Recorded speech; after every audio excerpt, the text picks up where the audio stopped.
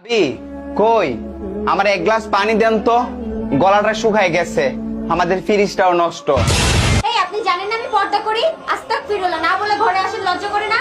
তওবা তওবা, আল্লাহ মাফ করো সবাইকে। আরে আমার ভাই একটু পানি চাইছে, পানি দিলে কি হয়? পানি দাও। ঠিক আছে আমি পানি দিয়ে দিচ্ছি, আপনি ওই দরজার সামনে যেয়ে দাঁড়ান। ভাবি বুঝতে পারছি আপনি পর্দা করেন, কিন্তু আপনার এই কাজটা কিন্তু ঠিক হয় না। একটু ভদ্রতা বজায় রেখে কথা বলবেন। আল্লাহ পাক আপনাকে হেদায়েত দান করুক, আমিন। তুমি বাজার করে আনো। ওকে, তাহলে তুমি থাকো, আমি গেলাম। হ্যাঁ,